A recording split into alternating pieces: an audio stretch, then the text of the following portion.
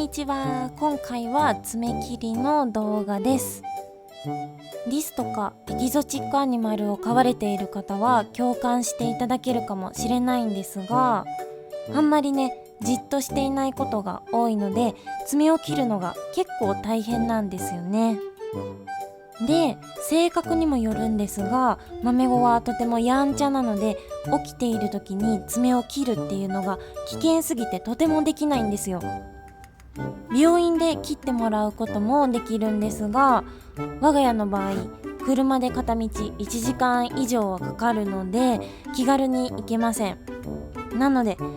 何としてでも主が豆子の爪を切る技術を身につけないといけないんですよね。豆子にね負担をかけないことを第一に考えて、今回の方法に落ち着きました。その名も遊んで疲れて爆睡爪切り作戦です。この作戦はね、豆子と遊んで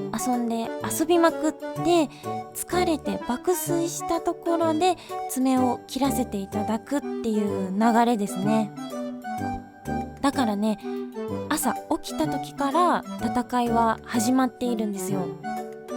この動画でも豆子が寝起きたところから動画が始まったかなと思うんですが、やっぱりもうその時からしっかり触れ合って遊んでおいて、でおやつもあげてましたけど、普通は爪切りをした後とかにご褒美でおやつあげたりすると思うんですが、なんせこの作戦爆睡中に爪を切らせていただくのでおやつをあげることができないんですよ。なので爪切りをする前におやつをあげてご機嫌になっていただこうっていうことですね。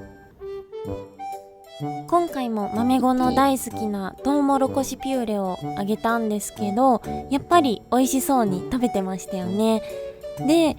だいぶご機嫌になって主の肩とか腕で遊び始めるんですけど、顔とかにもね手を置いてくるんですよ。もう壁とかだと思ってるんですかね。もう壁ドンみたいな感じで置いてくるんですけど、もうね爪を切る前なのでとにかく爪が刺さって痛いんですよ。しかもね目にも壁ドンをしてくれるんですよ。眼球がえぐられるかもしれないっていう危機感を感じながらね壁ドンをされてすごくドキドキしちゃってます。でもね肉球のひんやりした感じとか、あとはお手手の小ささっていうのを感じることができてとても癒されるんですよね。そして見てください、無事豆子を寝かしつけることに成功いたしました。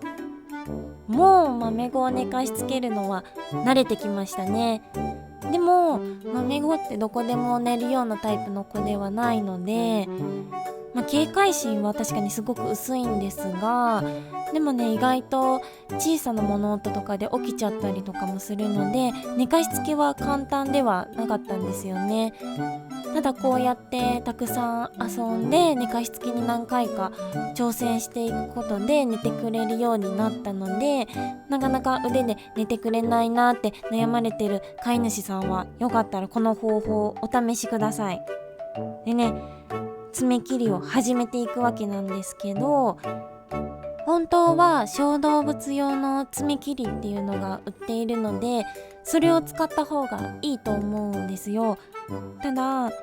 この爪がちっちゃくて細くてすごく見にくいっていうのもあって、どうしてもねこの刃先が細いハサミっていうのが使いやすくてずっとこれを使ってしまっているんですよね。なので一回その小動物用の爪切りっていうのも試してみたいなと思うんですけど、今のところ1年半くらいですかね、問題なく使うことができているのでずっと使っています。でね、この爪切り結構難しいんですよ。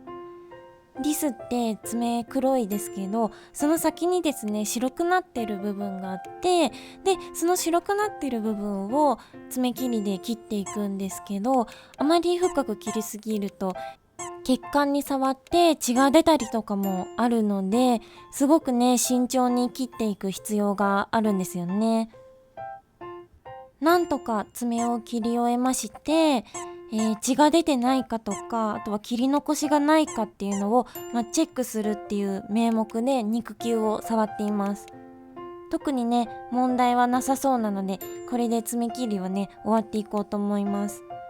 で、爪切りなんですけど、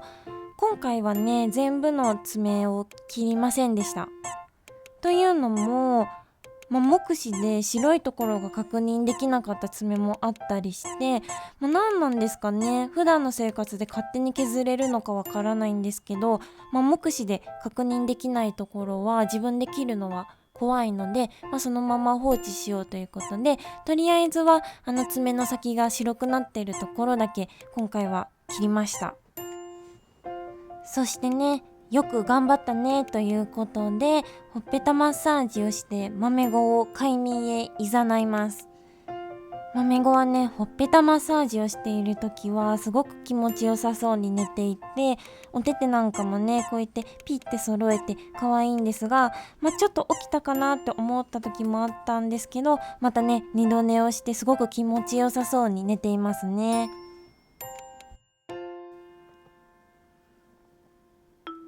そういえば、主の声、前回の動画から変わったと思いませんでしたか？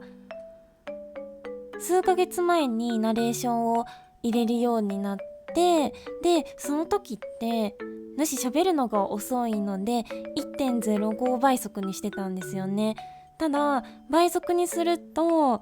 テンポ感は良くなったんですけど、声もね一緒に高くなって、普段の声よりもちょっと可愛い感じになってたんですよ。